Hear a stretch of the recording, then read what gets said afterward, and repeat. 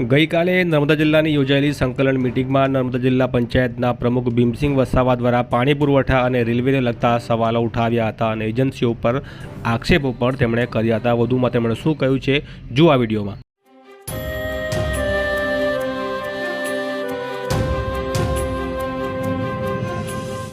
આજરોજ નર્મદા જિલ્લાની ધર્મ સંકલનની મિટિંગની અંદર આજે ભરૂચ લોકસભાના સાંસદ મનસુખભાઈ વસાવા સાહેબ તેમજ સાગબારા ડેડિયાપાડાના ધારાસભ્ય આ સંકલનની અંદર વિકાસલક્ષી દરેક યોજના વિશે આ જાણકારી માંગી હતી.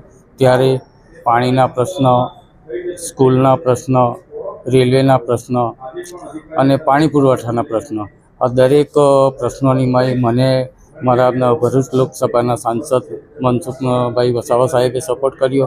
તેમજ અમે સંકલનમાં દરેક કર્મચારીને રજૂઆત કરી કે ભાઈ રેલવેના જે આ તિલકવાડા તાલુકાના જેટલા બી ગરનાળા આવેલા છે એની અંદર ખેડૂતોને અવર જવર માટે ખેડૂતોને જે મુશ્કેલી પડતી હોય તો એ બમ્પ બનાવવામાં આવેલા છે, તો એની બી અમે રજૂઆત કરી. તો અમને ખુલાસો બી કરવામાં આવ્યો છે કે આ 15 દિવસની અંદર એનો ખુલાસો થઈ જશે.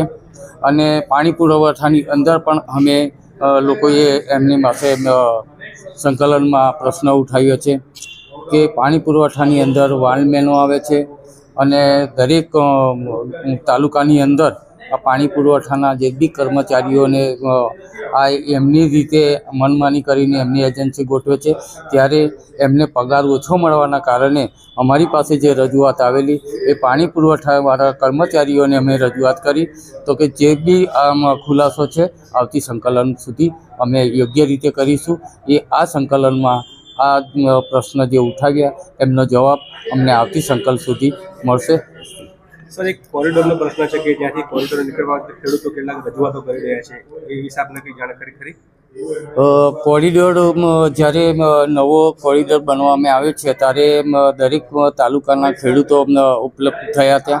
ત્યારે અમે દરેક ખેડૂતોને જાણકારી આપી છે કે આ કોરિડોર બનવાથી જે તે વિસ્તારના ખેડૂતોને આ કોરિડોરમાં જમીન જાય છે ત્યારે સરકારશ્રીની યોજના મુજબ એને જે ધારાધોરણ મુજબ જે એમને વળતર મળવાનું છે એના વળતરમાં અમે વધારો થાય એવી રજૂઆત કેન્દ્ર સરકારમાં ઉપર બી અમે એમના સાંસદશ્રીને અને ધારાસભ્યશ્રીને રજૂઆત કરેલી છે.